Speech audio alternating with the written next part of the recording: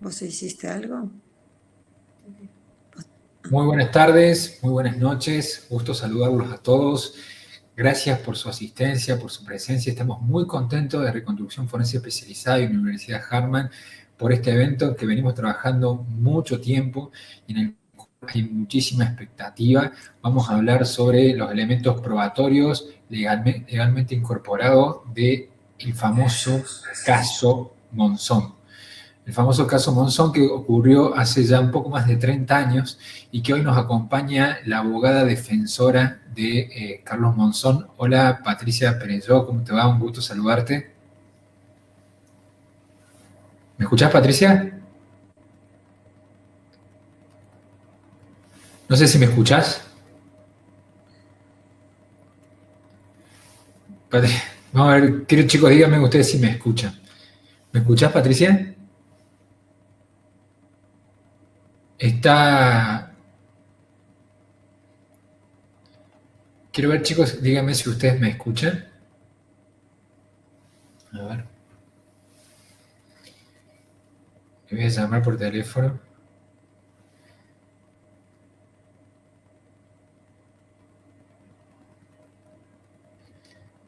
Ok. Te voy a llamar por teléfono, Patricia, porque...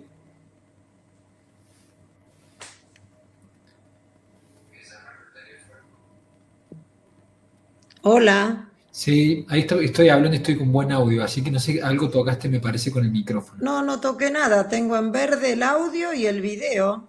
Ah, no, No no, toqué pero nada de nada. eso es tu audio y tu video, porque recién nos escuchábamos. Sí, Dijiste sí, algo pero de... no toqué nada. No toqué la computadora para nada. Ah, porque dijiste algo de la copla a alguien, ¿puede ser? Le dije eso a la abogada que está conmigo porque ella está Ah, escuchándolo por teléfono, pero no está con el audio, está con el teléfono bajo. ok, vamos a hacer la prueba entonces de que salí y volví a entrar con el mismo link. Bien. Dale. No, que salga y vuelva a entrar. Pero no, no es que lo tenés que apagar vos, ¿eh? Bueno, No me parece entonces que vos tengas que... vamos a esperar que vuelva a entrar y salir, porque ella no nos escuchaba. Así que bueno, mientras tanto les voy comentando, chicos y chicas, de que la idea que tenemos nosotros en esta charla es enfocarnos directamente en la prueba del caso. No venimos a juzgarlo a Carlos Monzón como persona. Creo que cada uno de nosotros sabemos de que estamos hablando de una persona machista, una persona violenta de género, ¿sí? En el cual no hay ninguna discusión sobre sus actitudes hacia las mujeres, sobre su discriminación, su visión de macho hacia ellas, su visión de pertenencia hacia la mujer y con todos los antecedentes que ha tenido de golpes ya comprobados. Así que eso no se viene a discutir acá. Entonces yo le voy a pedir a ustedes que traten de abstraerse de todos estos puntos, que traten de abstraerse de si era una buena o una mala persona, porque nosotros somos profesionales de la investigación criminal, sean peritos, forenses, abogados, y lo que nosotros estamos tratando de buscar acá es si se trató o no se trató de un feminicidio, si la prueba legalmente incorporada, estamos hablando y basándonos si fue vinculante para acreditar que él tuvo intención, dolo directo de matar a Muñiz. Así que esos son los puntos que nosotros vamos a tratar de discutir y revertir o no en este caso. Sabemos que Patricia Pereyó fue la abogada defensora de él, por lo tanto nos va a dar una versión desde su postura, pero lo interesante es que vamos a ver la prueba y que cada uno de nosotros nos vamos a hacer nuestra propia interpretación de la misma. Patricia, ¿me estás escuchando? Sí, perfectamente. ¿Ustedes a mí? Sí, se escucha muy bien. Si A te pido ver, por favor que actives la cámara, ya está. está perfecto. Así que bueno, recién te estaba saludando, dándote la bienvenida, agradeciéndote de que hayas aceptado ser parte de esta formación, bueno, que volvés a hablar del caso al leerlo después de tanto tiempo. Bueno, yo les agradezco a ustedes, a vos, Federico, a toda la audiencia. Verdaderamente para mí es un placer y voy a tratar de explicar todo lo que esté a mi alcance, de todo lo que yo viví y conozco de este tema. Perfecto. Antes de empezar con la introducción, quiero que vos digas si pensás de que fue correctamente condenado Carlos Monzón o no. No, no fue correctamente condenado. No solo no tuvo un juicio justo en el cual se le denegaron pruebas esenciales que yo nunca vi en mi carrera profesional extensa, sino que además hubo una gran presión mediática a la que los jueces fueron totalmente permeables. Y esto jamás genera una sentencia justa. Bueno, lo interesante de Patricia es que ella tiene formación y de hecho es docente en aspecto vinculado a la criminología, docente universitaria, así que lo que va a hablar también del punto de vista técnico, probatorio, va a ser con una solvencia que por ahí no estamos acostumbrados a escuchar de cualquier abogado defensor. Les voy comentando, chicos, que a diferencia de las otras clases, va a ser una clase un poco más participativa, en el cual yo le voy a interrumpir a la doctora tratando de hacer una visión también desde la otra óptica de la prueba, y vamos a abrir más el chat para que ustedes también hagan aportes vinculados a la valoración probatoria de lo que nosotros vamos a ir viendo, ¿sí? Así que bueno, Patricia, si querés, podemos hacer la introducción, ¿te parece?, de quién era Carlos Monzón. Sí, cómo no, con todo gusto. Adelante, yo le doy Ahí espacio. empezamos. Bien. Bueno, Carlos Monzón nació en la provincia de Santa Fe, en la República Argentina, en el año 1942. Tuvo una infancia muy pobre, eran 2 hermanos, tuvo que abandonar el colegio en 3er grado y desde la adolescencia se dedicó al box, donde fue campeón indiscutible de peso mediano durante 7 años seguidos, habiendo disputado 14 veces el título a nivel mundial y habiendo tenido una carrera ascendente permanentemente. Su estrella se apaga el día 14 de febrero de 1988, cuando es acusado del homicidio de la que fue su pareja, que era Alicia Muñiz Calatayud. Aquí yo quiero señalar que Monzón fue condenado a la pena de 11 años de prisión por la Sala 2 de la Cámara de Apelaciones de la Ciudad de Mar del Plata, en la provincia de Buenos Aires, de la República Argentina. Los jueces fueron el doctor Jorge Simón Isach, la doctora Alicia Ramos Fondeville y el doctor Carlos Pizarro Lastra. Aquí hay una cuestión que quiero señalar y es la siguiente. Hubieron 2 hipótesis muy importantes, las 2 hipótesis fundamentales. La primera fue la hipótesis del fiscal, que él dice que el día 14 de febrero del año 88, Alicia Muñiz Calatayud murió a consecuencia de fracturas múltiples de cráneo producidas por impacto contra el suelo por caída provocada por Monzón, quien la arrojó desde el balcón terraza ubicado en el primer piso de la vivienda en estado de inconsciencia. La teoría de la defensa fue diametralmente opuesta. Nosotros decimos que hubo una discusión entre ambos, una caída accidental de ambos, y le vamos a mostrar por qué sostenemos esta hipótesis. Particularmente yo, la defensa la integrábamos el doctor Jorge de la Canale, el doctor Horacio D'Angelo, ya fallecido, y yo, o sea, éramos 3 defensores. En forma directa, yo me entrevisté con Monzón desde que tomé el caso a los pocos días de que sucediera el fallecimiento de Alicia Muñiz. Patricia, quería consultarte, disculpa que te interrumpa, pero me interesaría saber cómo fue que empezaste a trabajar en ese caso. ¿Cómo te contactaron?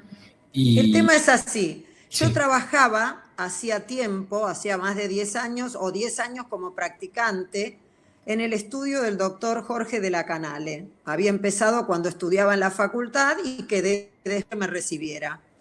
El doctor Jorge de la Canale fue contactado por Alberto Olmedo y por otro amigo de Carlos Monzón de acá de Mar del Plata. Y como yo trabajaba en el estudio, después de unos días que ya el doctor de la Canale era el defensor, me pidió de que colaborara con él en la defensa porque era una defensa compleja que iba a necesitar que lo ayudara, que trabajáramos en forma conjunta. Y así fue que yo empecé y fui a verlo a Carlos Monzón a la comisaría sexta, me acuerdo, era pleno verano, y que, bueno, lo vi con un pantalón corto, estaba y con el torso enyesado, porque, bueno, quiero explicar que fue otra de los elementos dirimentes para convencer a la defensa de que verdaderamente ambos habían caído juntos, que no había habido un hecho de homicidio, sino que había sido una situación de tipo accidental. Más allá de lo que Monzón nos contó, nosotros vimos las lesiones y las constatamos. Por otra parte, quiero decir que nosotros contratamos un perito que nos explicó muchas cuestiones relacionadas con toda esta versión de Carlos Monzón y lo corroboraba con lo que él nos decía. Entonces, acá se ven las fotos de Carlos Monzón con el torso enyesado, y yo quiero mostrar acá lo que dice, se constata fractura de extremo distal de clavícula izquierda sin desplazamiento, fractura incompleta de quinta costilla del lado derecho en la mitad de la porción anterior, y después dice que se constata un gran hematoma y un desgarro en la parte del muslo hasta la altura del glúteo.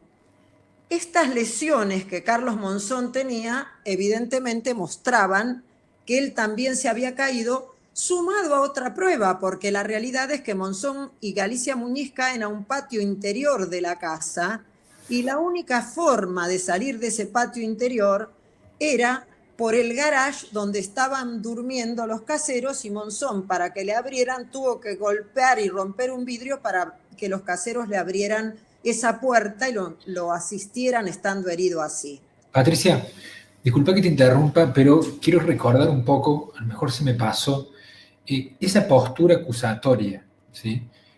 La fiscalía, la postura acusatoria fue la misma que tuvo inicialmente cuando lo imputó a la de juicio, se modificó posteriormente y con claridad que fue que él la mató antes y la tiró o la tiró viva. ¿Cómo fue bien la postura acusatoria por parte de la fiscalía? La postura acusatoria de la fiscalía básicamente fue la misma. Se discutieron algunas cuestiones porque hubo una autopsia que se hizo el día de la muerte de Alicia Muñiz, el mismo 14 de febrero de 1988, y a posteriori, el 25 de febrero, se hizo una reautopsia. Realmente, ahora yo voy a ir señalando esto, pero la autopsia del 14 de febrero dice que por las lesiones que Alicia tenía podía haber perdido el conocimiento, y la autopsia la reautopsia del 25 de febrero va más allá y dice que esas lesiones que tenían podrían, si no se hubiera golpeado la cabeza, haberle causado la muerte. En eso versó, pero acá quiero señalar algo importantísimo. Más que nada, todo eso se sostuvo porque ambos estudios, ambos informes, hablan de la ausencia de lesiones defensivas en Alicia Muñiz, y yo voy a mostrar que esto no es cierto, que acá hubo un grave error por parte de la autopsia, y eso creo que es lo que de alguna manera modificó la suerte, más allá de lo que decíamos hoy de la prensa y de todo esto, ¿no? Entonces quiero que se sepa que nos encontramos con una escena del crimen que no estuvo preservada en absoluto. Uno ve las series, cómo se preserva de que nadie entre, de que nadie toque nada. Acá no fue de esta manera. Vino una ambulancia y se llevó a se llevó a Carlos Monzón. Alicia Muñiz, el médico que llegó, ni la vio. Se desconoce el tiempo de sobrevida de Alicia Muñiz. Nunca se supo si vivió un instante, vivió minutos, pero nosotros tenemos elementos, y en el juicio se dijeron, que muestran que hubo una sobrevida mínimo de varios minutos, porque la realidad es que alrededor de la cabeza de Alicia Muñiz había una gran mancha de sangre. Y esto los mismos peritos oficiales lo explicaron en el tribunal. Si la persona no está viva, no puede haber una irrigación tan profusa, porque el corazón no bombea, y al no bombear el corazón, la única sangre que puede haber es lo que se llama por babeo, que es una mínima cantidad. En cambio, en el caso había mucha sangre. Fíjate que sigo con la misma curiosidad si la fiscalía entendió que fue un acto premeditado de Monzón, si él Sí, ya había decidido quitarle la vida y que, bueno, a partir de eso tenía todo preparado para quitarle la vida. ¿Ese era los presupuestos fácticos de la fiscalía? no, no habla de una premeditación que tenía la intención, porque de hecho acá yo quiero señalar algo importantísimo. Alicia Muñiz estaba en Punta del Este y pidió un pasaje para venir a Mar del Plata, donde estaba Monzón con el hijo de ambos, Maximiliano, que era un niño de unos 8 años más o menos. Monzón no quería que ella viniera a Mar del Plata porque él iba a ir a Buenos Aires el día lunes. Esto fue un sábado, un domingo, perdón.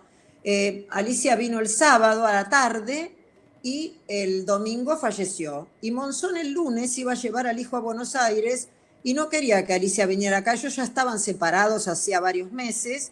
Y cuando el representante de Monzón le dijo que ella insistía en venir, él le hizo reservar un hotel, el Hotel Rivoli, para que ella se alojara en el hotel, no se quedara con él, porque no estaban juntos.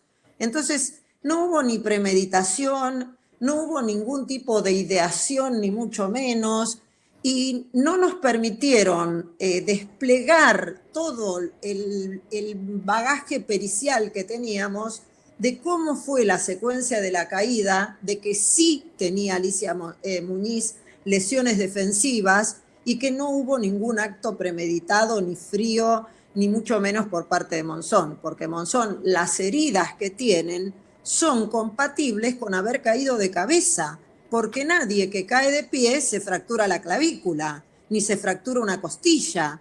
Entonces, hablan de las lesiones defensivas de Alicia Muñiz que eran inexistentes y yo le preguntaría a los peritos cuáles eran las lesiones defensivas de Carlos Monzón, que sin duda alguna cayó del balcón. Eso está absolutamente demostrado. Entonces, todo versó de alguna manera en las hipótesis de la secuencia de la caída de Alicia Muñiz. ¿Cómo cayó Alicia Muñiz?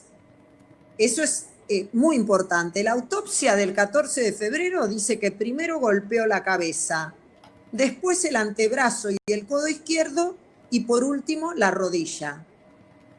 En el medio, el 18 de febrero, se consulta a un perito de la Suprema Corte a quien se le da a leer el protocolo de autopsia. Básicamente no es que hizo una pericia él, sino que se basó en conclusiones de otros médicos.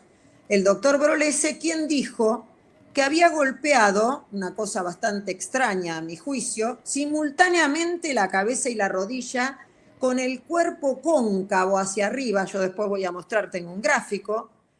En cambio, el perito de la defensa dice que golpeó primero la rodilla, luego el codo y el antebrazo y por último la cabeza. Y yo voy a explicar por qué y con qué elementos nosotros demostramos que efectivamente es como dijo el perito de la defensa. El informe de autopsia es el que dice que de esta manera cayó Alicia Muñiz y que de esta manera golpeó su cabeza. También quiero yo señalar algo muy importante que está en ese informe. En ese informe dice que Alicia Muñiz fue agredida previamente 24 y 48 horas antes, tratando de cargar las tintas en Carlos Monzón. Porque los peritos, que eran de la policía de la provincia de Buenos Aires, desconocían que Alicia Muñiz había llegado esa tarde a Mar del Plata, razón por la cual, si fue agredida, sin duda alguna no pudo ser agredida por Carlos Monzón.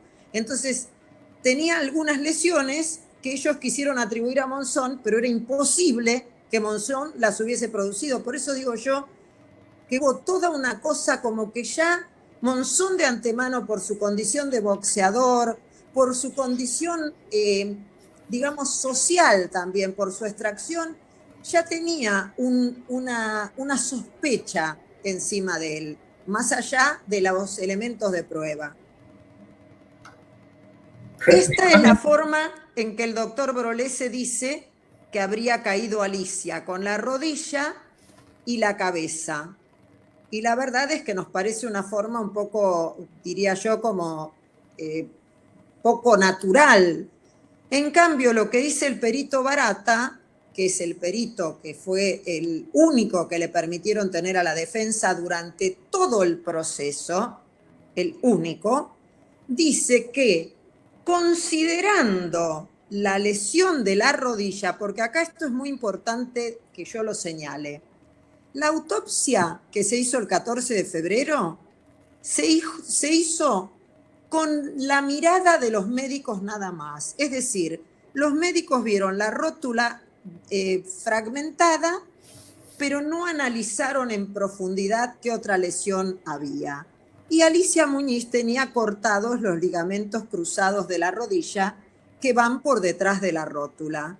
Y para esto hace falta una gran presión, razón por la cual se justifica que ella hubiese apoyado primero la rodilla y que esa fuera la lesión defensiva. Pero como los peritos de la autopsia no describen la rotura de los ligamentos porque no la vieron, porque no miraron detrás de la rótula fragmentada, o si miraron, omitieron consignarlo en el informe, no lo sé, entonces hacen un informe insuficiente, un informe que es deficitario, porque no está explicando todas las lesiones que tenía la occisa, entre ellas este corte de los ligamentos, que son ligamentos muy fuertes, que para romper esos ligamentos hace falta una gran fuerza, y la única manera, nadie justificó el golpe en la rodilla. El único que lo justificó fue el perito de parte, explicando, apoyó la rodilla, por eso queda como quedó en la foto, después la vamos a ver, la foto, cómo queda en la foto la pierna retraída, flexionada, con el talón hacia el glúteo, porque al haberse cortado estos ligamentos queda de esta manera. Nosotros cuando llegamos al juicio oral, hicimos un ofrecimiento de prueba como se hace en cualquier juicio oral. Igual yo quiero hacer una salvedad. Estábamos en el año 89, era el proceso inquisitivo. Los que juzgaban eran la Cámara de Apelaciones, no era el proceso acusatorio actual que tiene otra dinámica, es diferente. Pero de todas maneras, el tema de la prueba de la defensa, el tema de la prueba es sagrado. Y nosotros ofrecimos peritos que iban a mostrar claramente que esta lesión de la rodilla de Alicia Muñiz, sobre la que giraba una discusión muy grande, nos dijeron que no iban a aceptar la prueba porque muchos peritos, frase textual, traerían confusión a los jueces. Entonces nos permitieron solo tener al perito Daniel Barata, que era el único que había intervenido en la etapa del sumario, que se llamaba así a la etapa de la investigación, y por parte de la acusación hubieron 11 peritos. 11 peritos, la defensa 1 y 11 por el lado de la acusación. Esto verdaderamente para mí fue inédito, nunca me sucedió antes de esto y nunca me volvió a suceder a posteriori. Me parece una violación a las normas del debido proceso y de la defensa en juicio flagrante. El fundamento que dieron ellos fue simplemente de que iban a confundir a los jueces, o sea que Exactamente. otra postura podía llevar a confusión a los jueces. Es que la realidad es que yo entiendo que los peritos están para esclarecer sobre cuestiones técnicas al tribunal y a las partes. Que los peritos pueden decir todo lo que sea pertinente. En este caso los jueces también podían preguntar, de hecho preguntaron mucho, y después sacar conclusiones. Pero prejuiciosamente, de antemano y en relación a normas constitucionales, denegaron la prueba para no confundirse ellos, una cosa que es totalmente inaceptable, totalmente inaceptable. Acá ya nos encontramos en el debate, ahí está sentado Carlos Monzón y a su lado estoy yo, interrogando a uno de los oficiales de policía que actuó desde el primer momento. El primer día del debate, Carlos Monzón prestó declaración. La presidenta del tribunal era la doctora Alicia Ramos Fondeville, que debo aclarar ahora, y lo reiteraré, no fue la que hizo la sentencia, pero presidía el tribunal y era la que más o menos ponía orden en todo el tema e interrogaba. A Monzón lo interrogó de una manera más agresiva que si hubiese sido un policía y con un lenguaje totalmente rebuscado, un lenguaje, diría, elevado que normalmente ni siquiera uno usa para hablar, ni mucho menos. Y Monzón, sinceramente, se sintió tan agredido, que cuando terminó el día ese, la jornada del debate, me dijo, con esta mujer yo ya estoy condenado. El primer día del debate ya Monzón se daba cuenta que con una persona que tenía esa postura estaba condenado, pero no fue solo Monzón. Yo me crucé en el pasillo con una periodista española, Rosa María Calaf, que me dijo, ¿en la Argentina la carga de la prueba está invertida? ¿El imputado debe probar que es inocente?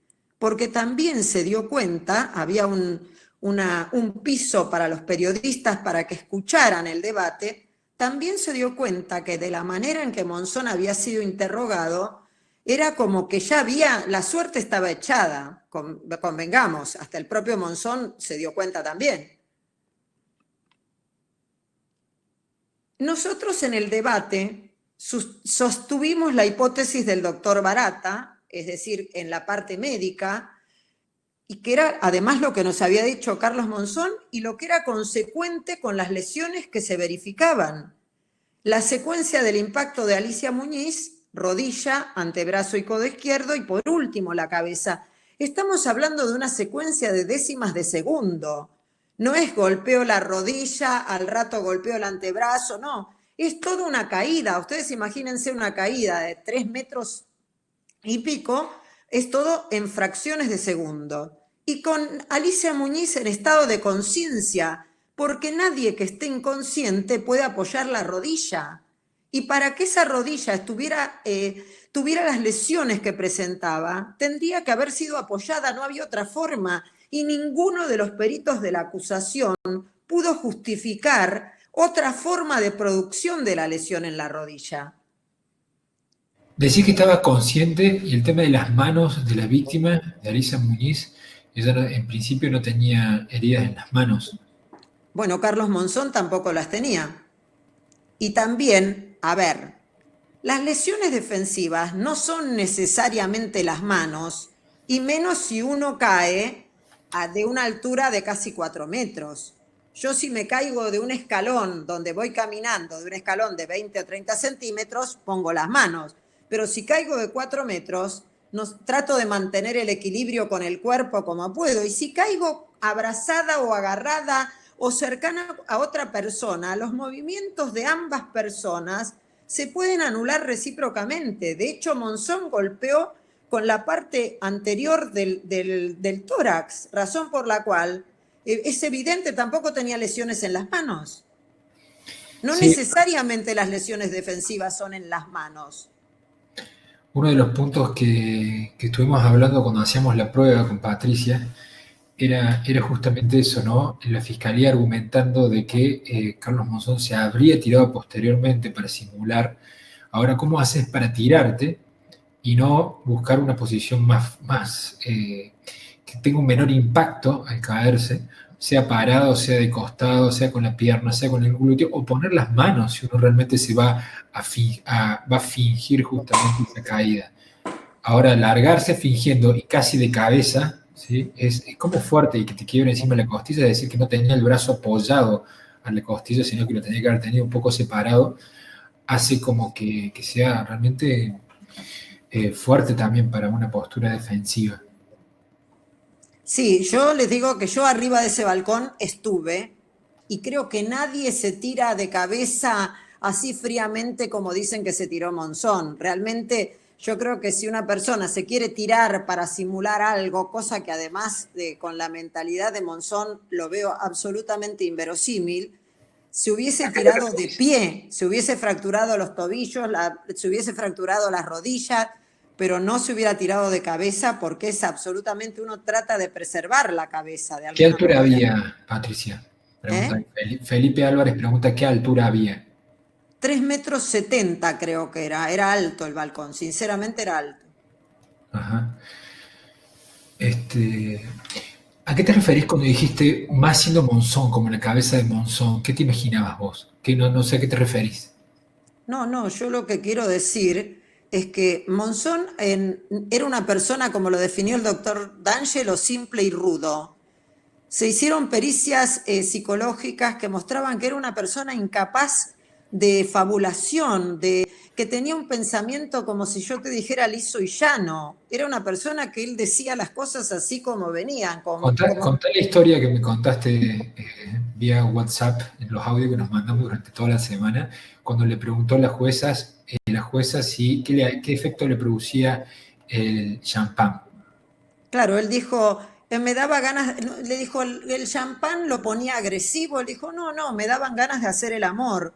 Él lo decía así, como también reconoció que le había dado un bife, una cachetada, que yo realmente quiero decir que desde el punto de vista ético me parece deplorable, horrendo, pero esto estamos desde un punto de vista legal analizando si una persona mató a la otra. Acá no se estaba juzgando a Monzón por lesiones, no se estaba juzgando por maltrato, se estaba juzgando por un homicidio. Y yo lo que digo es que no hubo prueba de un homicidio doloso, que es el hecho por el cual Monzón fue condenado. Patricia, vos comentabas también, bueno, en la serie de Netflix sabemos que es una ficción, ¿sí? Y que tuvo mucho de ficción. De hecho, como vos comentaste, esta parte de que cuando te convocan vos ya conocías a este estudio, pero en la serie hablan de que empezaron a entrevistar a un montón de mujeres para participar en el caso, simplemente porque estaban buscando una figura femenina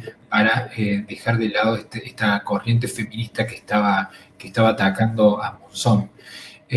Pero vos me comentaste que uno de los puntos que vos fuiste a entrevistarlo a la cárcel y que grabaste esa conversación. Sí, yo fui a la cárcel y grabé la conversación con él. Él me contó extensamente todo, yo le pregunté todo lo que a mí me pareció necesario y él me lo fue contestando todo de una manera absolutamente franca, porque hay cosas que si Monzón no hubiese contado, nadie las hubiese sabido. Y sin embargo, Monzón contó todo y cuando el abogado, el doctor de la Canale en el hospital le dijo, Carlos, no declares, él dijo, no, yo quiero declarar porque yo quiero contar lo que pasó. Y así fue. Y verdaderamente yo creo que no tuvo nunca la chance de tener un juicio justo, porque pensaba, ¿no? Cuando Carlos Monzón volvió a tribunales, porque tuvo que hacer unas diligencias en tribunales y lo llevaron, desde las 6 de la mañana en la playa de estacionamiento de tribunales había un público, pero numeroso, gente con nenitos, gente con sillitas de playa, parecía que iba a haber un día de, no sé, un camping, un día de la primavera, no sé. Y verdaderamente había dos sectores, uno que le gritaban asesino y otro que le gritaban dale campeón. Y yo siempre me pregunté por qué faltaba esta voz que hubiera creído que era Carlitos, sos inocente. La realidad es que los que decían dale campeón lo apoyaban porque a la Argentina le había dado muchas satisfacciones a nivel pugilístico. Y los que le decían asesino, porque bueno, tenían en su mente la idea de que Monzón había asesinado a su mujer, pero realmente nadie quedó con esta cosa de decir, bueno, como yo no conozco este caso, como no sé lo que pasó, Carlos Monzón puede ser inocente. Y la verdad es que siempre me llamó la atención que esta voz faltara. Y también me parece que es una oportunidad para que yo se los diga. Monzón murió hace 25 años. Si yo no estuviese persuadida de su inocencia, no estaría hoy acá dando esta conferencia. Porque la verdad que hoy es políticamente incorrecta mi postura. Y yo sé que me ocasiona muchas críticas, pero verdaderamente estoy convencida, y no me convencí porque soy una ingenua que creo, hago actos de fe. No, me convencieron desde todo lo que vi pericialmente, todo lo que hablé con él, todo lo que los peritos de la acusación no pudieron explicar, y también me convenció que no tuvo un juicio justo y que verdaderamente nosotros no llevábamos peritos al tribunal para confundirlo, sino todo lo contrario, para aclarar, porque hubieron cosas que nunca se aclararon, y yo creo que esas cosas, si se hubieran aclarado, hubieran beneficiado ampliamente la postura de la defensa. Patricia, ¿te parece si ponemos el audio que vos grabaste hace 30 años atrás? ¿Cómo no? ¿Cómo fue que lo grabaste? ¿Con un cassette? Sí, lo grabé con un cassette en la cárcel de Batán. Fui a entrevistarlo a Carlos y tuvimos una larga charla en donde, bueno, se fueron. El audio hoy no es muy fiel porque la realidad es que no es tan claro, pero bueno, de todas maneras se escucha. ¿Y qué vamos a escuchar en el audio? Recién decías que él reconoce que le pegó una cachetada, eso lo dice, y después él como que no recordaba algunas cuestiones. Él habla de dónde cayó, ¿puede ser? Él habla de dónde cayó, porque en ese lugar, como había una piscina, había un bombeador, que era un bombeador para el agua, y tenía una carcasa grande, y en eso se apoyó él para levantarse del piso. Carlos había aspectos de lo que sucedió que no los tenía claros, y a nosotros, uno de los peritos que no declaró para no confundir a los jueces, nos explicaba lo que es la amnesia lacunar. Y yo lo viví personalmente con mi hijo mayor, que recibió una patada en la cabeza jugando al rugby y estuvo internado con conmoción cerebral y no se acordaba de ese partido de rugby. Se acordaba de todo lo anterior, de todo lo posterior, pero del partido no se acordaba, ni cómo había recibido la patada, ni mucho menos. Y Carlos Monzón dice que hay aspectos del episodio que eran como que había una neblina, que él no lo recuerda claramente, y yo sinceramente le creo, porque hay otros aspectos que los explica francamente, y lo que él no puede explicar, lo explican las lesiones que se constatan en él y que se constatan en ella, viéndolas como se deben ver. Perfecto. Ahí voy a poner el audio, estén muy atentos, suban un poquito el volumen si quieren y a ver, lo vamos a escuchar. Nosotros acostamos a dormir la siesta con ella, yo hice el amor con ella, todo. Nos levantamos, Maxi andaba jugando, como cuando yo le pego el cachetazo, que yo salgo para afuera. Que donde salgo yo para afuera, que yo me acuerdo bien que yo le pegué el cachetazo y salí para afuera. Que por eso yo también digo, como le dije a De Angelo, que va no puede haber visto nada porque estaban las persianas cerradas, porque hay abejas por todo lado, ahí hay un nido de abejas. Detrás de ella, ¿qué pensaste que iba a hacer ella? ¿Por qué se te ocurrió salir detrás de ella? No sé, pensé que para dónde iba. ¿Te pareció rara la... Me pareció raro, yo dije, yo caí al lado del bombeador, porque yo cuando me despierto juego con la mano en el bombeador. Y si yo me apoyo en el bombeador para levantarme. Por eso me acuerdo bien del bombeador.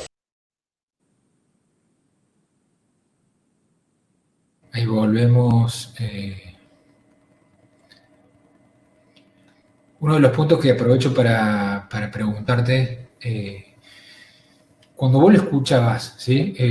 Yo me imagino que vos tenés muchísima experiencia como abogada defensora y que has entrevistado a muchísimos presos, a muchísimos imputados, y en algunos momentos vos confiás, creés en su palabra y en otros no. ¿Qué fue la emoción que te produjo haber charlado con él y ahora que lo escuchás de vuelta al momento que hablaste? La realidad es que lo que me produce es una gran impotencia, porque yo estuve hablando con él en varias oportunidades, yo veía cómo era Carlos Monzón, y yo quiero aclarar que, como dije el otro día, yo no le tenía una gran simpatía a Monzón, porque no me gusta el box, me parece, pero llegué a conocer a la persona, y sé que era una persona totalmente franca, porque era una persona absolutamente simple. Entonces, de la misma manera que dice, yo le doy el cachetazo, sí, le dio un cachetazo, qué horror, es espantoso. Pero acá lo estaban juzgando por un homicidio, no por un cachetazo. Entonces, creo que esto es lo que tiene que quedarnos claro. Que me produce impotencia porque Carlos Monzón murió estando detenido Y Carlos Monzón fue condenado por homicidio doloso y la realidad es que el dolo jamás se probó y nosotros vamos a después ver una frase de la sentencia en la cual, creo que son actos fallidos a veces, en la cual los propios jueces reconocen cómo actuó Carlos Monzón. Exactamente, bueno, qué interesante. Sigamos avanzando y después volvemos con las preguntas. Acá yo quiero mostrar algo que me resulta muy importante, porque hoy yo decía que la autopsia no vio lo de los ligamentos cruzados, y en el cuello las lesiones no fueron peritadas microscópicamente. Y los jueces dicen que si los peritos no avanzaron más, fue porque los claros signos que advertían lo hacían total y técnicamente innecesario. Yo sé, y ustedes también saben, que todos los estudios periciales que hacen los ojos de las personas deben complementarse con estudios histopatológicos.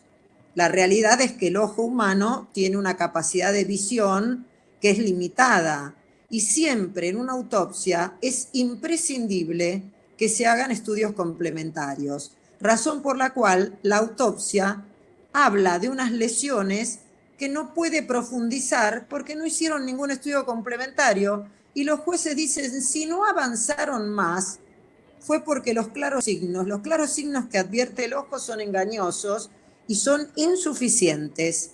Pero lo cierto es que estos peritos, además de no haber hecho estudios histopatológicos, nunca pudieron determinar unívocamente la mecánica de la caída de ella, como ya lo expliqué, que eso me parece que es elemental, porque sobre eso se basó la condena, la ausencia de lesiones defensivas de Alicia Muñiz.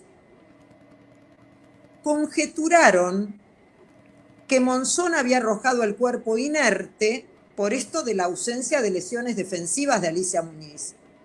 Pero nosotros sostuvimos, y el perito de la defensa así lo dijo en el debate claramente y lo graficó, que la lesión en la rodilla de ella era una herida defensiva. Y tampoco explicaron en la sentencia, ni lo explicó el fiscal, ¿por qué Monzón no tenía lesiones defensivas? Porque Monzón tenía lesiones de las mismas características de Alicia Muñiz, con la diferencia que no golpeó la cabeza. Tal vez porque Monzón era un atleta, porque era una persona más grande físicamente, pero sí golpeó la parte superior del cuerpo. Entonces, ¿a dónde están las lesiones defensivas que todas las personas que caen en un lugar así tienen que tener? Eso jamás fue explicado. Sí, cabe aclarar que vos cuando hablas de defensa, hablas para prevenir el golpe. ¿A eso te refieres? Exactamente, las lesiones defensivas son las lesiones como automatismos que tienen instintivamente las personas cuando van a sufrir una caída de poner algo del cuerpo, no necesariamente las manos. Cuando uno cae de una altura muy baja, como ya le digo, tropezar en un escalón, pone las manos, pero no siempre pone las manos. A veces puede poner, si cae de una gran altura, de hecho, un paracaidista, no digo un paracaidista de 10.000 metros, estamos hablando, por ejemplo, de un parapente, las personas se fracturan los tobillos, las rodillas, no se fracturan las manos, porque nadie pone las manos en 4 metros. Eso es algo como traspolar una caída de 20 centímetros, una caída de 4 metros. Es totalmente, digamos, no tiene nada que ver una cosa con la otra.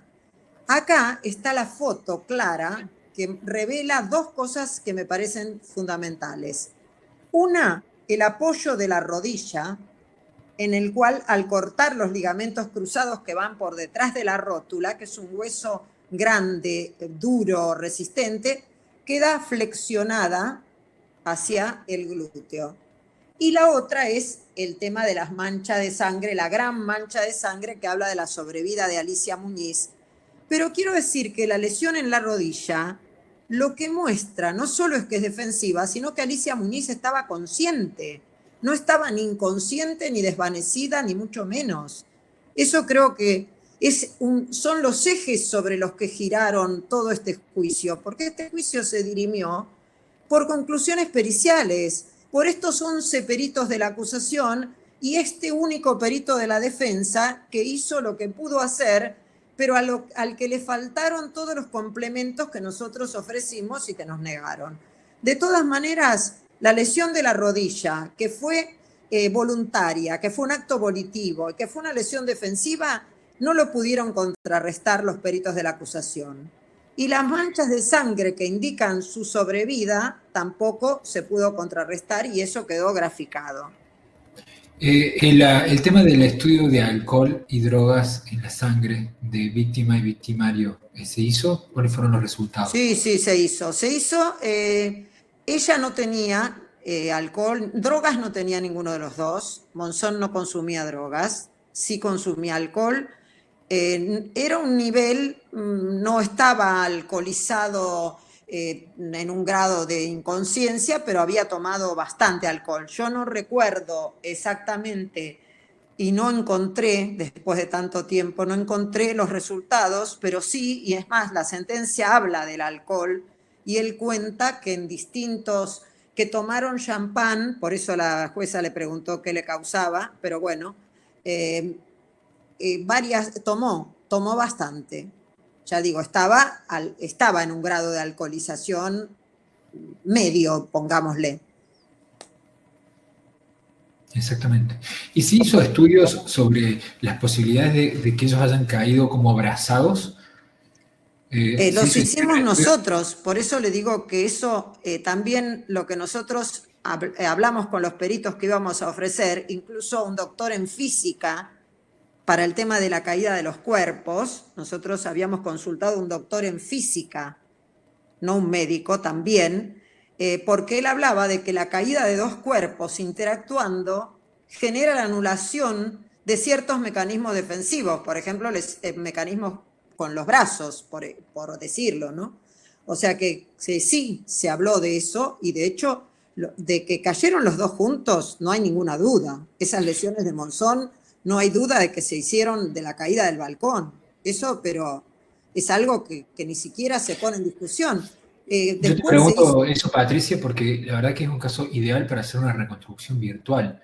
En una reunión interdisciplinaria, trabajando con médico legista, médico forense, estudios rastros de sangre, planimetría, fotografía, altura, y trabajar con avatares y utilizar las lesiones para ver el orden de las lesiones y después ir jugando, haciendo experimentos para ver cómo se podrían enlazar y ver si efectivamente coincide. Pero bueno, en esa época estábamos lejos, ¿no? No teníamos computadora, las testimoniales están escritas a máquina. A ver, quiero decir, no éramos dinosaurios, pero estábamos bastante cerca.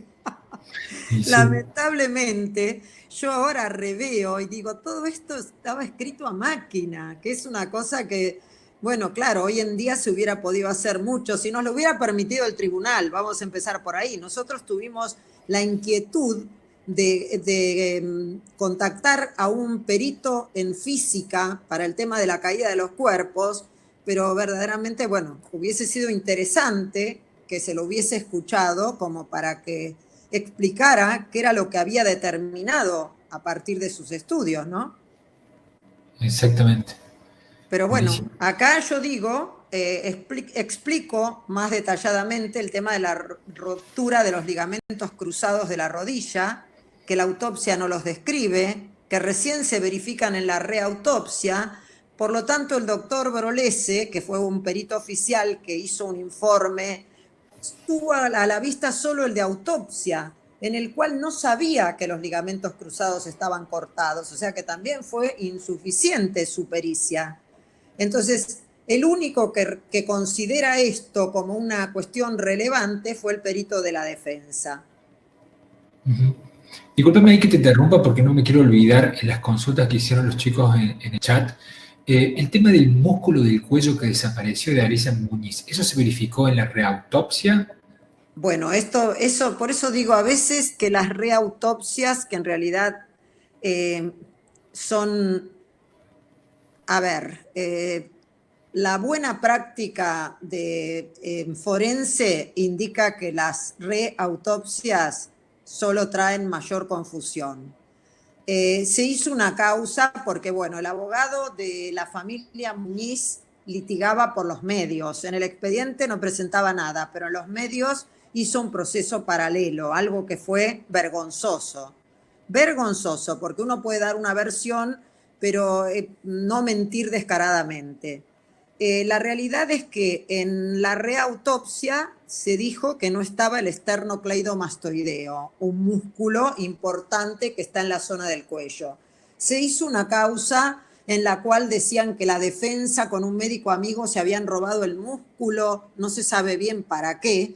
Esa causa quedó sobreseída a la causa por inexistencia de delito, porque después se verificó que en la autopsia ese músculo había sido seccionado, había sido cortado, y por eso, por esa actuación y por la putrefacción que sufre un cuerpo cuando se hace la reautopsia, no lo habían visto de alguna manera. Eso también nos muestra un poquito que las pericias eran un poco, como diría, insuficientes, pero no, lo del músculo fue toda una novela. Por eso digo, alrededor de este caso se tejieron unas novelas increíbles, y el músculo fue una causa que terminó sobreseída la causa por inexistencia de delito, porque se terminó constatando que el músculo jamás faltó, que fue temerario. Esto lo armaron un poco, una visión limitada. Acá hubo también un poco de intencionalidad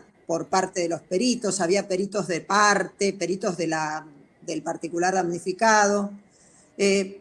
La realidad es que jamás faltó el músculo, y esto quedó claramente en la justicia y nadie lo puso más en tela de juicio, o sea que no hay, de eso no quedó ninguna duda, pero sí hubo una situación en donde el particular damnificado decía que se habían robado el músculo. Es cierto, sí. Es cierto que hubo una causa. Tengo una consulta. El tema de esa laguna, ahí me está preguntando por privado uno de los peritos, la laguna que habría que tener Monzón, ¿puede llegar a ser factible sin que él tenga un traumatismo de cráneo? Porque la cabeza en principio de Monzón no fue, no. No sé si Monzón, no sabemos si Monzón se golpeó o no se golpeó en la cabeza. Tuvo un impacto muy fuerte, eso sí sabemos, que tuvo un impacto tan fuerte como para fracturarse 2 huesos. Yo vi el hematoma que tenía en la región del muslo, que era impresionante, el negro, el color era tremendo, porque él estaba con un short, por eso en la comisaría se veía el hematoma tremendo que tenía de un gran golpe sufrido. Yo creo que entre el hecho de golpearse, que probablemente pudiera haber golpeado su cabeza sin que hubiera tenido una lesión evidente, pero nadie le hizo una tomografía, ni nadie le hizo mal, le hicieron el estudio, digamos, en el hospital, las radiografías para enyesarlo, y el estudio médico-legal que siempre se hace a una persona imputada cuando se la detiene. Con respecto, y creo que además el shock que significa despertarse, caer de una altura así y caer al lado de una persona que había sido su pareja, que era la madre de su hijo, o sea, no es un tema menor. Yo creo que eso puede generar todo un estado confusional que puede causar lo que se llama una amnesia lacunar, porque es un episodio que generalmente es el episodio traumático, el episodio de la caída, el episodio de la situación, el episodio de la muerte de ella. Él gritaba: atiéndanla, Alicia. Cuando lo lleva a la ambulancia, el médico lo dijo en el debate, él decía: atiendan a Alicia, y a Alicia la atendieron mucho después. O sea que todo esto fue un episodio traumático, y es probable que él también haya impactado la cabeza, porque es muy difícil romperse la clavícula sin tener un golpe en la cabeza, aunque sea un golpe de tipo como si fuera el látigo, que es el golpe con el cual uno a veces en el auto, cuando desacelera, la cabeza va hacia atrás y hacia adelante, ¿no? Exactamente. Sigamos, Patricia. Bueno, yo quiero mostrar acá que dice que se constata fractura completa de la rótula izquierda con separación por tracción muscular en 2 fragmentos. Acá no habla de la ruptura de los ligamentos cruzados, Acá sí habla. En la reautopsia dice seguida en profundidad, porque van detrás de la rotura de la rótula, y dice, se ve fractura múltiple de rótula izquierda y ruptura del ligamento cruzado de la rodilla izquierda. Esa lesión, que es tan importante, la autopsia no la describió. Y después, lo que se dijo en la autopsia fue que Monzón comprimió la zona maxilar de Alicia Muñiz, y el perito Tonelli, así lo que perito oficial, eran el cuerpo médico de la policía de la provincia de Buenos Aires, el que hizo la autopsia de Alicia Muñiz, y el perito Tonelli, miren cómo lo grafica en el debate, donde tiene las manos Tonelli, que soy yo, y está agarrándome de la cara. Yo digo, estas lesiones, si yo agarro a alguien de ahí, y como la describe, ¿puedo privarla de la conciencia? Nosotros y los peritos que nosotros teníamos nos decían que no. Pero de todas maneras, es como que son también los puntos que quedaron en la nebulosa. Se ve ahí claramente cómo está comprimiendo el perito en dónde está. Bien. Se ve claramente, pero hay una hipótesis, o por lo menos un saber popular que piensan, por lo menos parte de ellos, de que la fiscalía entendió de que la mató acogotándola, ahorcándola, y que después tiró el cuerpo para disimular. No. Esa parte no. Eso no dijo la fiscalía. La fiscalía... Es una falsa creencia popular, se podría decir. No, esa es la creencia popular, pero es errónea. No. Y ya vamos a ver después lo que dice la sentencia. La fiscalía nunca dijo eso. Nunca se dijo que Monzón la mató y que la tiró muerta, de ninguna manera. Eso se dijo. Por eso digo, el abogado del particular damnificado hizo un juicio paralelo. Yo a veces me decía, yo estoy en otro proceso, porque esto que dice en el diario el abogado no es lo que sucede en el expediente. Entonces sí, la creencia popular lamentablemente se alimentó de lo que dijo la prensa, y la prensa se alimentaba de lo que decía el particular damnificado. Y cuanto más truculento es lo que una de las partes dice, más fácil es que la prensa lo tome y lo difunda, porque eso es lo que más vende, lamentablemente. Es así. Exactamente. Bueno, en nuestro alegato, en el debate, solicitamos la absolución por inexistencia de dolo, explicamos que fue un hecho accidental y explicamos todas estas cuestiones que yo vine explicando a lo largo de esta conferencia, y como subsidiario, porque sabíamos toda la presión mediática que había. Yo, en lo personal, soy enemiga de los planteos subsidiarios. Yo tengo una teoría y generalmente esa es la única que defiendo. Pero acá, como sabíamos toda la presión mediática que había, tratamos de darle al tribunal una salida para que no se viera obligado a solamente poder absolver por inexistencia de delito, por considerar que había un hecho accidental, y dejamos la hipótesis subsidiaria del homicidio preterintencional, que es el artículo 81, inciso 1b, que dice que se impondrá prisión o reclusión. Reclusión de 3 a 6 o prisión de 1 a 3 años al que, con propósito de causar un daño en el cuerpo o en la salud, produjera la muerte de alguna persona cuando el medio empleado no debía razonablemente ocasionar la muerte. Esto es lo que nosotros planteamos como alegato de la defensa, y acá el resultado fue que Monzón lo condenaron a 11 años por homicidio doloso, 11 años de prisión. Yo quiero aclarar acá que el fiscal solicitó una pena de 18 años de prisión. En la sentencia, el juez que la realizó, que fue el doctor Jorge Simón Isach, al condenarlo dijo: Monzón no mató fríamente, quizás potenciando con el alcohol aquella caracterología que he señalado, se vio envuelto en una vorágine que lo llevó al resultado fatal, circunstancia que, sin alcanzar la condición de minorante, debe actuar, en mi opinión, como atenuante.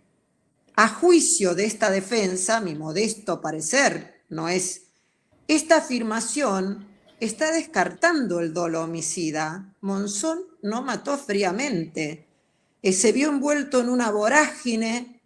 A ver, sí, se vio envuelto en una vorágine, estaba peleando con ella, sí discutió, sí le pegó una cachetada, sí corrieron, sí se cayeron. Esa es la vorágine, sí Monzón estaba alcoholizado.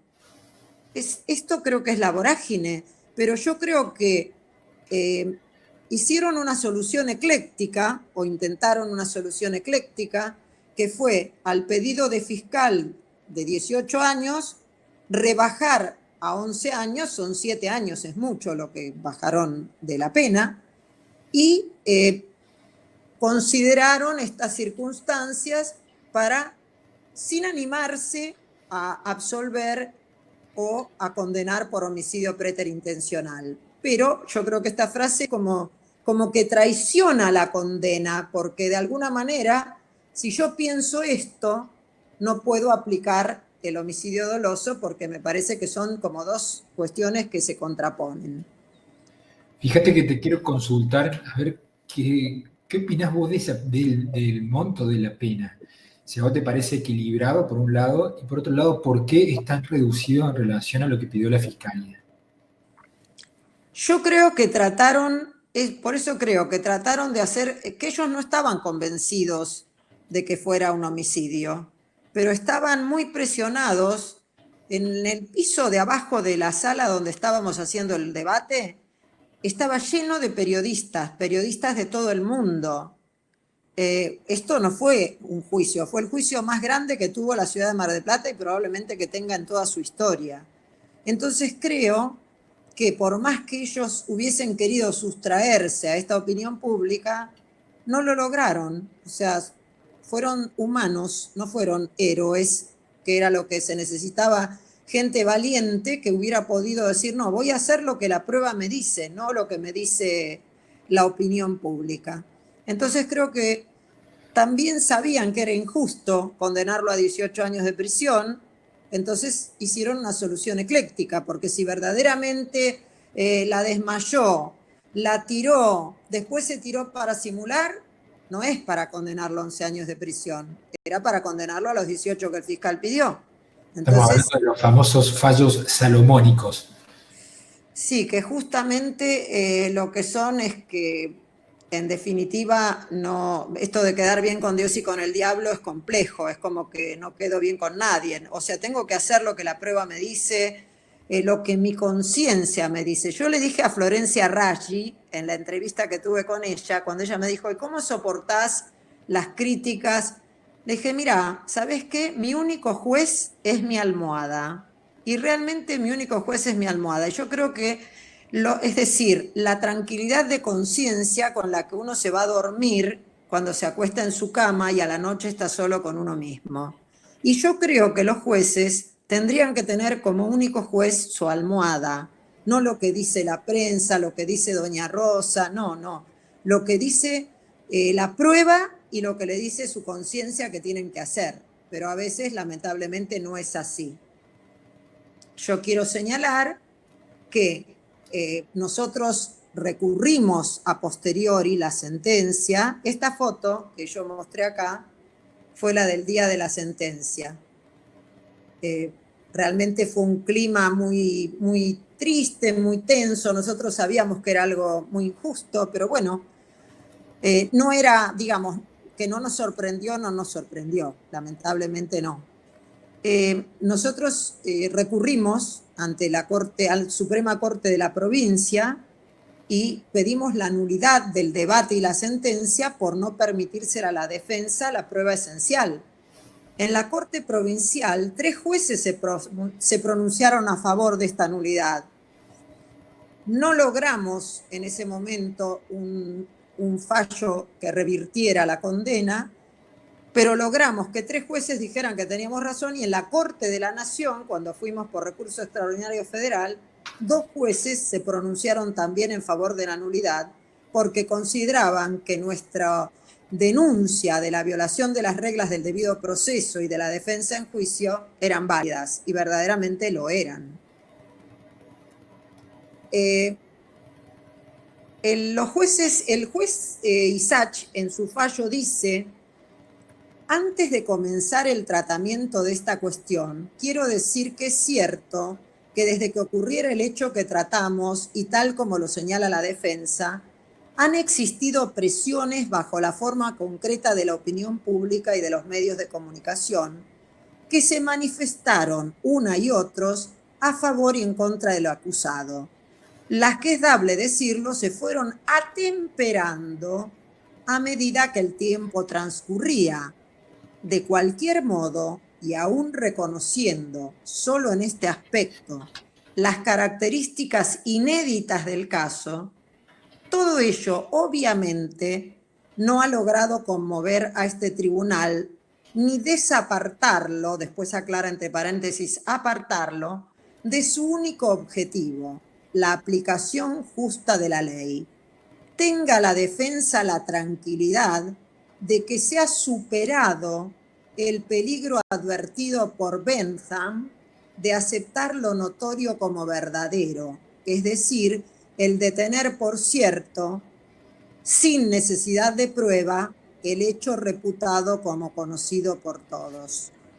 No es cierto, no es verdad. No se sustrajeron absolutamente, la prensa presionaba muchísimo, la opinión pública presionaba muchísimo, y la realidad es que no se fue atemperando con el tiempo para nada.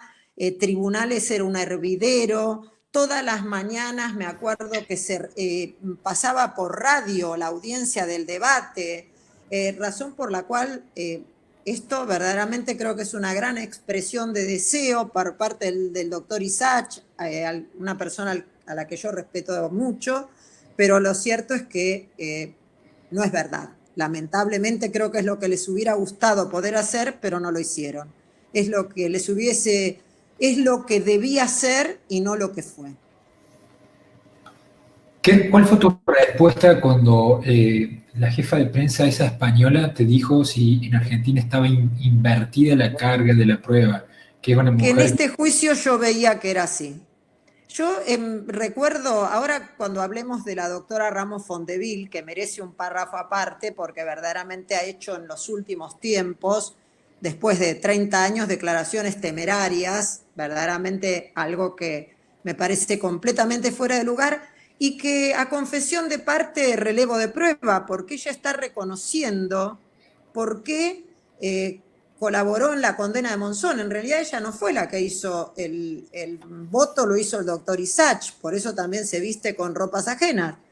Pero mi respuesta a Rosa María Calaf fue que en este juicio sí, que yo veía que sí, que era cierto que la carga de la prueba estaba invertida. Sí, fue exactamente así.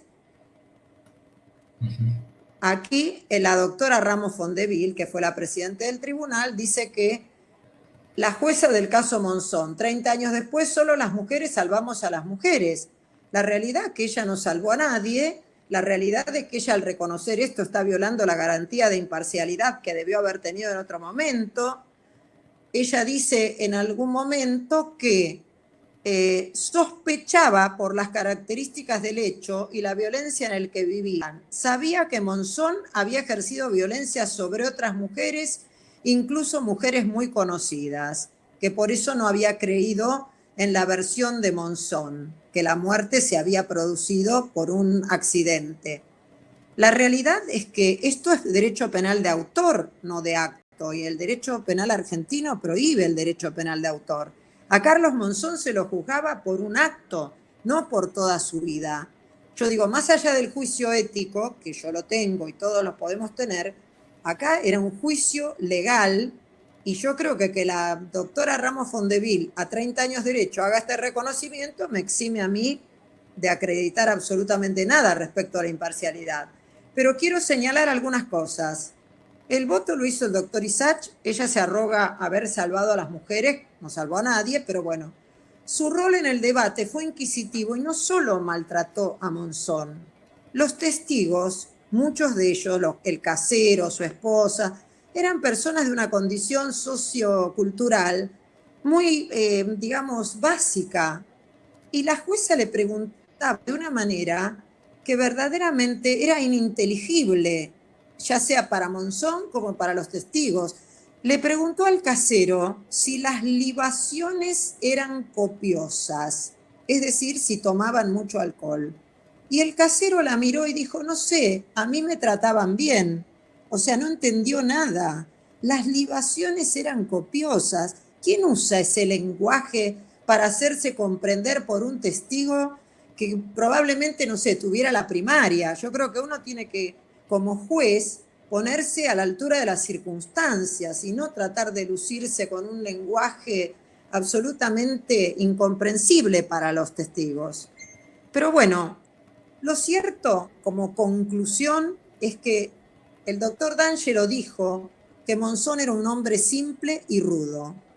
Y la realidad es que nunca se doblegó ante la adversidad. Yo lo fui a ver a distintas unidades penales, lo vi en Batán varias veces, lo vi en Junín, lo vi por última vez en Las Flores, en la provincia de Santa Fe, y nunca se doblegó. Siempre fue una persona íntegra, una persona entera, que siempre pensaba en sus hijos, era muy buen padre. Todos los hijos que él había tenido con Pelusa, con su primera mujer, lo iban a visitar, lo querían muchísimo. Y él se preocupaba mucho por todos sus hijos. Hubieron procesos paralelos, esto que hablábamos hoy, el proceso de los medios y el proceso judicial. Y esto siempre da como resultado sentencias injustas. Hay países que prohíben la difusión de información de los procesos para evitar precisamente este linchamiento de la opinión pública. Se quiso demostrar en la sentencia que la fama no le iba a dar un privilegio, pero la fama lo que hizo fue quitarle los derechos que cualquier ciudadano común hubiese tenido.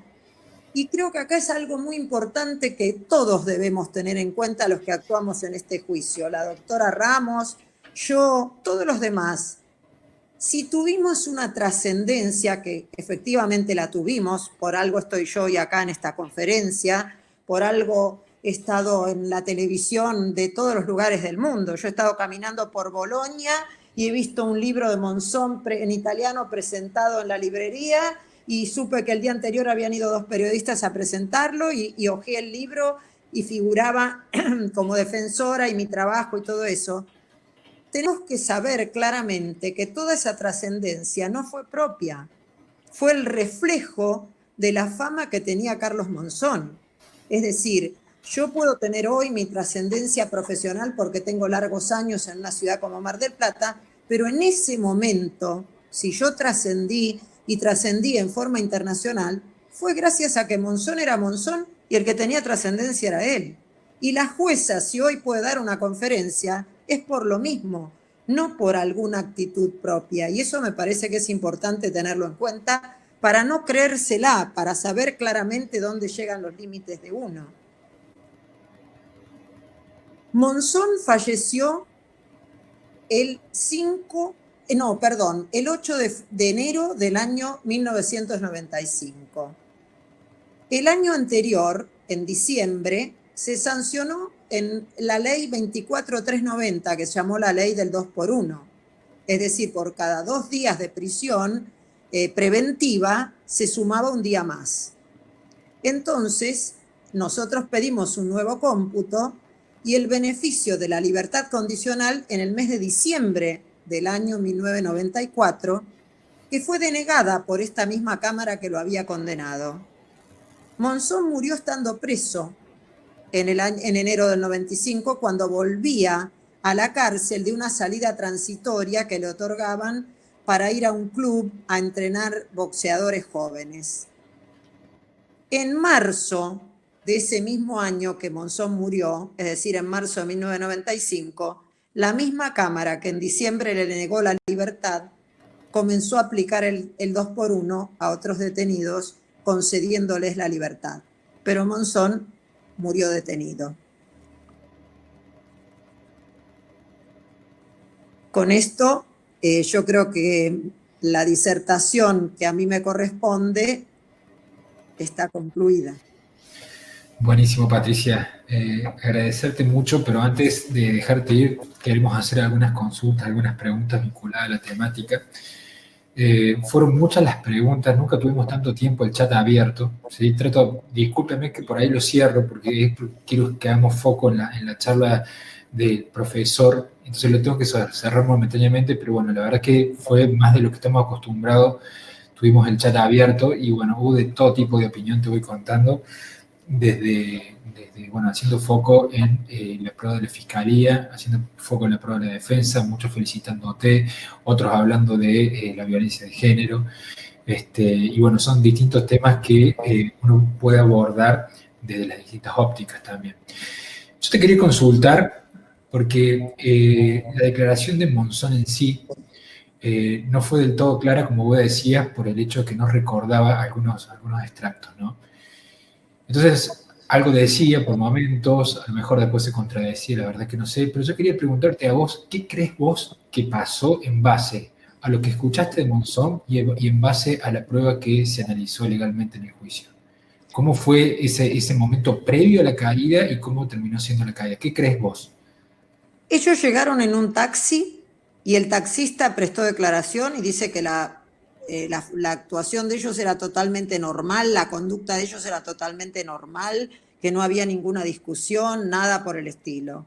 Sí. Llegaron a la casa, se desvistieron para ir a dormir ambos, y creo que ahí empezó una discusión, como siempre, por tema dinero.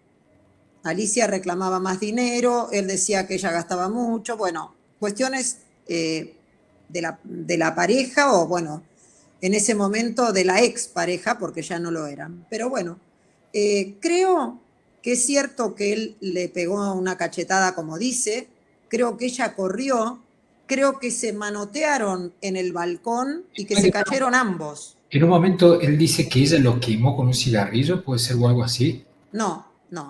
Él dice que ella le tiró un cartón de cigarrillos y que él estaba fumando y se quemó con el cigarrillo porque le cayó el cartón que ella le tiró. Está. Él estaba acostado en la cama fumando y ella le tiró el cartón de cigarrillos y él se le cayó el cigarrillo o la ceniza, no sé, y se quemó. Él ahí es donde dice que le dio una cachetada y ella corre y él la corre y yo creo que la trata de agarrar o se manotean en el balcón y se caen los dos. Eso yo creo, pero creo que fue exactamente de esa manera. Eso es lo que tú piensas. Yo quiero comentarle a los asistentes, ¿sí? Sobre todo por los comentarios que iba viendo en el chat, algunas personas hablando de la prueba y otros bastante ofuscados. Como todas las ponencias nuestras, la idea es que escuchar la visión, ¿sí?, del profesional que está exponiendo, que escuchar una visión sea del perito como escuchamos a Olavarría, o sea del fiscal, por más que nos guste o no nos guste, siempre termina siendo una visión, una teoría del caso, una versión de los hechos, ¿sí? Lo peor que nosotros vamos a hacer como profesionales de la investigación criminal es dejarnos llevar por los medios, ¿sí? Es dejarnos llevar por una serie de Netflix, ¿sí? Es lo peor que nosotros podemos hacer, porque yo he discutido con algunos profesionales, algunos peritos, en que decían y afirmaban de que la había matado por el cuello, la tiró posteriormente y después fueron a la tumba a sacarle este músculo. Y lo aseguraban. Yo decía, ¿pero por qué están diciendo eso? Si no vieron la prueba, si no analizaron una sentencia, y se está dejando llevar por lo que vieron en Netflix y lo que vieron a lo mejor en los medios de prensa. Entonces nosotros tenemos que abstraernos completamente. Una vez que nosotros podemos visualizar por lo menos algo de los elementos probatorios del caso, podemos hacer una pequeña apreciación de lo que nosotros vimos. Y bueno, ese es uno de los puntos que nosotros tenemos que tener en cuenta, porque todas nuestras formaciones son sobre versiones de los hechos. A lo mejor algún día se podrá poner la fiscalía, la defensa, en este caso la fiscalía no podrá exponer nunca el caso porque uno de los fiscales se murió y otro puede ser que tiene Alzheimer. Patricia. Los defensores, uno tiene Alzheimer, el otro falleció. Sí. Y el fiscal del juicio falleció este año, creo. Ajá. A principio de este año. El doctor Ferrara falleció este año. Perfecto. Así que bueno, y algunos preguntaban cuáles fueron los 11 peritos que trabajaron. Estamos hablando hace más de 30 años, chicos. Pero se los puedo decir, ¿eh? Ah, bueno, si vos los tenés. Bueno, yo tengo los nombres de varios de los peritos, tengo acá la operación de autopsia. Trabajaron el Cuerpo Médico Forense de la Policía de la Provincia de Buenos Aires, los doctores Jorge Tonelli, a ver, les voy a decir quiénes están, el doctor Di Lorenzo, el doctor Tavares, el doctor Tonelli, el doctor Rosenthal, la doctora Mirta Márquez. Esos fueron los peritos de la primera autopsia. Kiss, de Arizabalo, Barrio Canal, a ver, no me acuerdo de la segunda autopsia. Pero es suficiente, igual básicamente creo. Brolese, Florian Díaz, todos esos fueron peritos por la acusación y el doctor Daniel Barata fue el único perito de la defensa.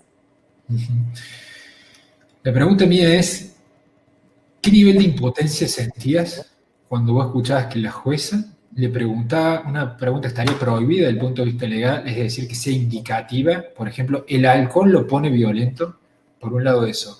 ¿O qué nivel de impotencia podés tener cuando vos querés poner un perito de parte, ¿sí?, para hacer valer tu derecho de defensa y te lo niegan fundamentando, no que está extemporáneo, nada por el estilo, para no confundir al tribunal de juicio? ¿Cómo lo viviste eso? Y yo lo vivo como una negación de la justicia, como que se le deniega a la persona la justicia.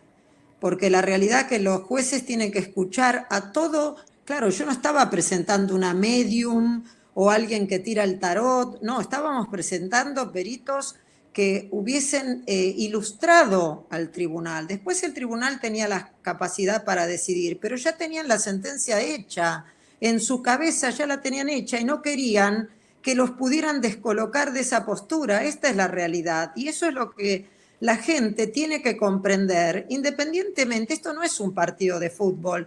La gente no puede tomar partido porque Monzón era inocente, Monzón era culpable, como si yo dijera me hago de Boca o me hago de River. No, hay que analizar la prueba, hay que analizar las constancias, hay que ser racional y reflexivo, no hay que ser temperamental, no hay que tomar postura digamos, por simpatías o antipatías. Nosotros somos profesionales que tenemos una obligación y la realidad es que ninguno de nosotros puede convalidar que se haga un proceso como no es debido, un proceso indebido. Y este fue un proceso indebido.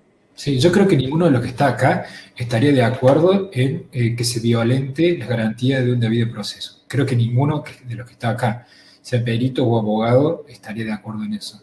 Y son puntos a tener en cuenta cada una de las cosas que decís.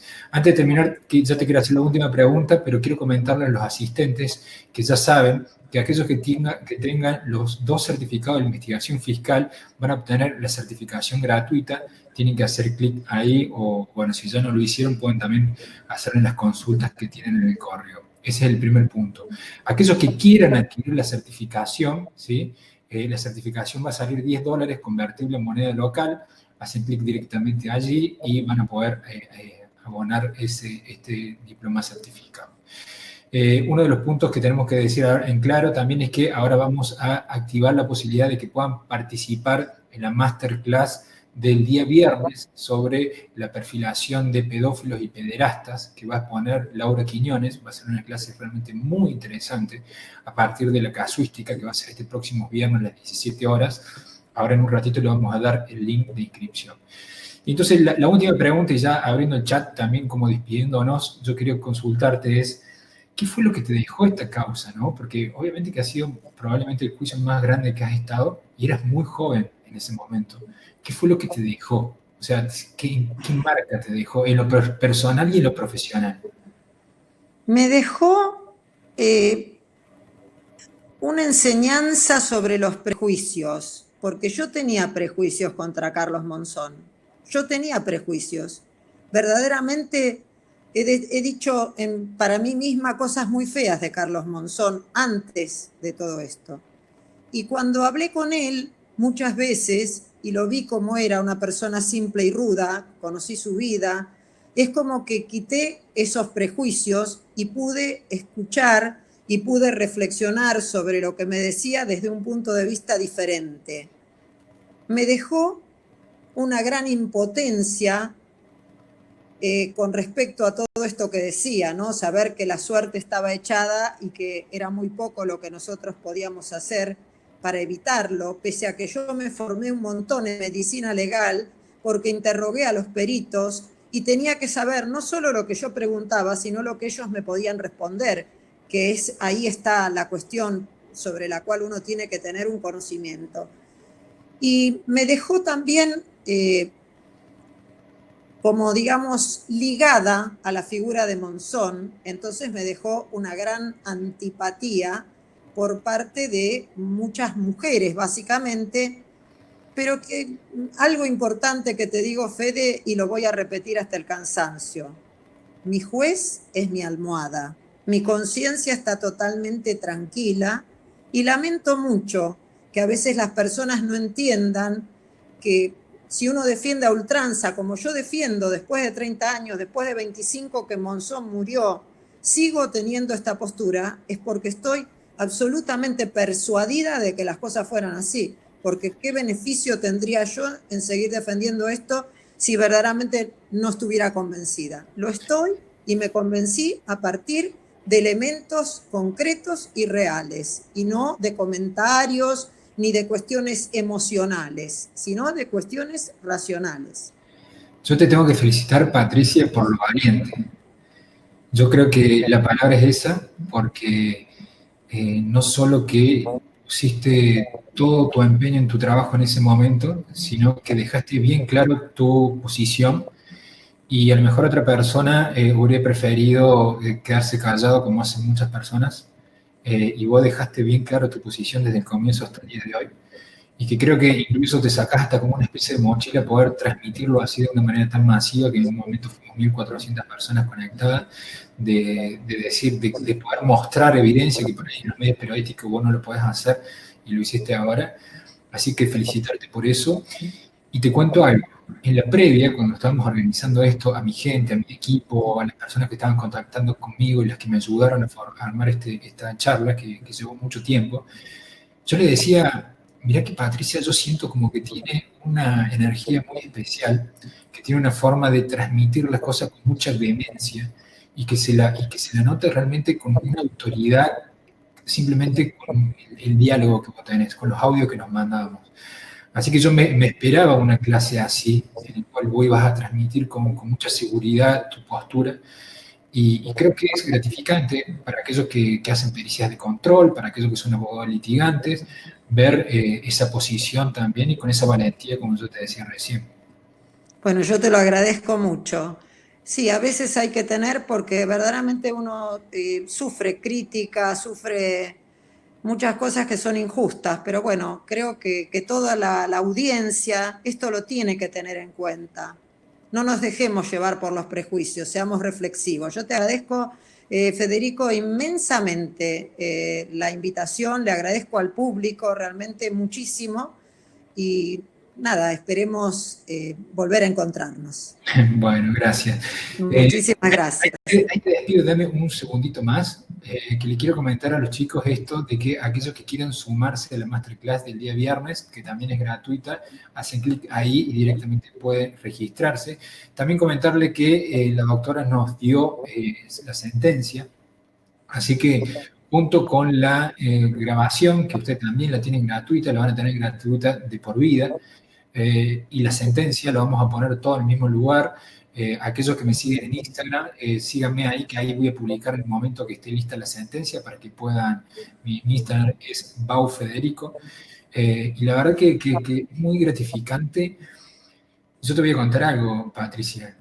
Muchas de las personas que eran muy agresivas en el comienzo de tu Instagram Live que tuvimos el otro día, al finalizar cambiaron completamente su forma de escribir, ¿sí? Y ahora pasó exactamente lo mismo. Muchas personas que se pusieron agresivas al comienzo, ahora te están agradeciendo, te están diciendo gracias, doctora, y eso es lindo, te digo que es muy lindo. Me emociona, porque verdaderamente yo siento muchas veces que uno está muy solo en su postura, que sería mucho más cómodo para mí tener la postura que tiene, digamos, políticamente correcta, y sin embargo yo tengo que ser fiel a lo que yo sé y a lo que yo creo, y creo que todos lo tenemos que ser. Eso para mí se llama principios, pero bueno, es una ética de vida, yo soy así. Y bueno, le agradezco, realmente le agradezco mucho al público. Si en su momento fue agresivo y cambió, le agradezco, pero sinceramente, de todo corazón.